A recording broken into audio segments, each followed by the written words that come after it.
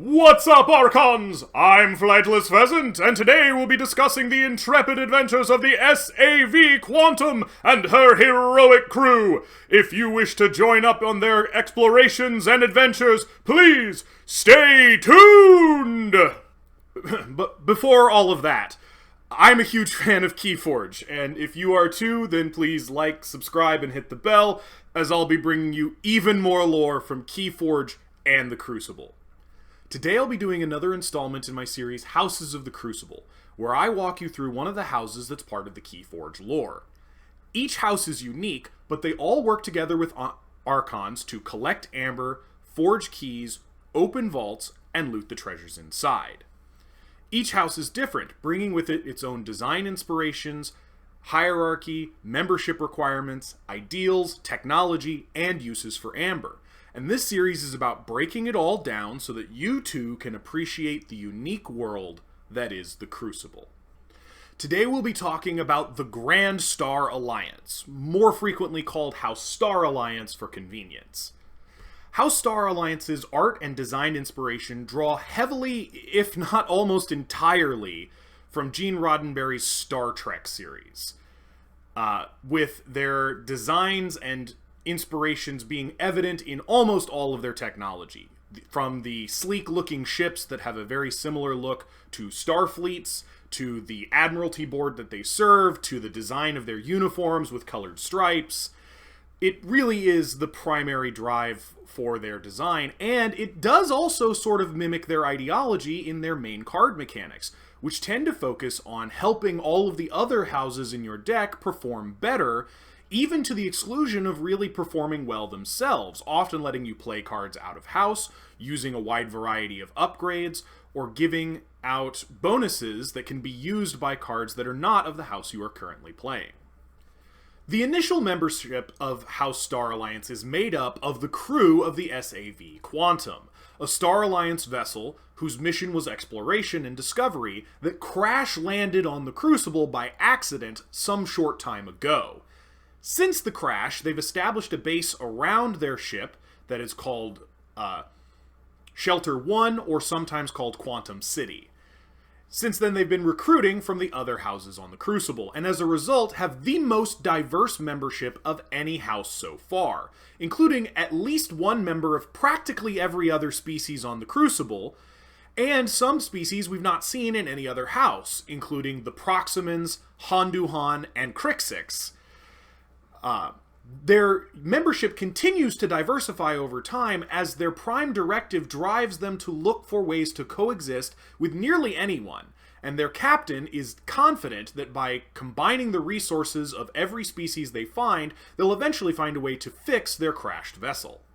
The hierarchy of House Star Alliance is actually pretty rigid and follows the same lines as a military institution, with every individual being given a rank and commanding officers, as well as being assigned to one of a number of specialties, including engineering, security, and ambassadorship, and all of them answering to an even higher rank of officers who fulfill the primary bridge crew roles. At the top of this is Captain Val Jericho, who has, through a fairly liberal interpretation of the protocols for crash landing, established an ever-growing group that works together to try to keep the ship from falling apart and, ideally, fix it enough to fly again. Just below her is First Officer Frayne and the rest of the bridge crew, some of whom have gone through a few iterations. In particular, the comm officer has had to be replaced no less than 3 times. Life in House Star Alliance is actually pretty good. Their only real hiccup is that because they were an exploration crew, they still try to keep that spirit of exploration within them. And as we've discussed in the past, the Crucible's a somewhat unforgiving place to explore, particularly if you don't have a lot of information to go on. And as relative newcomers to the Crucible, House Star Alliance runs afoul of some of the Crucible's more dangerous elements more frequently than many of the houses that have been here longer. In part because they insist on continuing to explore those more dangerous elements, whereas most other houses know to leave well enough alone. But this isn't the only major ideology that they have.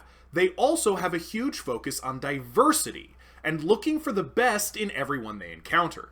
This is why they've been able to incorporate so many different species that they've met on the Crucible into their crew, because they always try to find the best in everyone they encounter and give them the benefit of the doubt as they try to create a larger group. This is a core tenet of the Grand Star Alliance's entire base ideology, which they also took from the Star Trek franchise. But I think it's really interesting because it means that Star Alliance has the opportunity to include things that you wouldn't likely see anywhere else. While many other houses might call Star Alliance naive, they aren't without caution. They do carry weapons, they do know how to defend themselves, they do combat drills regularly to prepare for a wide variety of situations, and they do try their very best to keep everyone safe, which often means getting into a blaster fight. When it comes to technology, Star Alliance has a very distinctive aesthetic. Whether it's their bubble-headed encounter suits, their modular wrist comms that can be outfitted with any of a number of upgrades to enhance hearing, blast range, or heads-up display, or their wide variety of robotic companion AIs that can fill any of a number of roles, including being transport vehicles, companions, or even additional fighting support in a combat. Their technology has this very, very distinctive kind of sci-fi aesthetic that even on the Crucible sets itself apart. They have learned to adapt somewhat, and the modular nature of their technology makes it a good fit for their adaptive fighting style and their desire to incorporate the best of each species, allowing each individual member to modify their wrist comm and suit to fit the role that they have within Star Alliance more completely. When it comes to uses for Amber, the relatively new nature of how Star Alliance's interaction with the resource means that they're still kind of just learning how to use it in any kind of way. Most of what they've been doing recently is collecting, sampling, and researching it to figure out exactly what it can be used for. But, like most others on the Crucible, one of the first uses that they're realizing is potential for Amber is as a power source to replace the power source on their SAV Quantum that is currently running dry. They haven't fully made the switch yet, but like most others on the Crucible, it's very likely that in the near future, pretty much all of their technology will be Amber powered. What other uses they may find for it has yet to be seen, but I for one am very interested to see what they decide to do with this psychically active rock. When it comes to relationships with other houses, you probably couldn't ask for a better ally than Star Alliance. They get along with basically everyone. They get along with Saurian, they get along with Sanctum, they even have cordial relationships with Aquidon and Shadows. In fact, they interact with House Mars on a largely positive basis. They are a bit suspicious of the xenophobic nature of Mars and have been keeping an eye on them as a potential security risk, but broadly, they get along with everyone. Brobnar has been seen wandering around Star Alliance bases as a friendly acquaintance. The only house that they seem to not really be on good terms with is House Dis.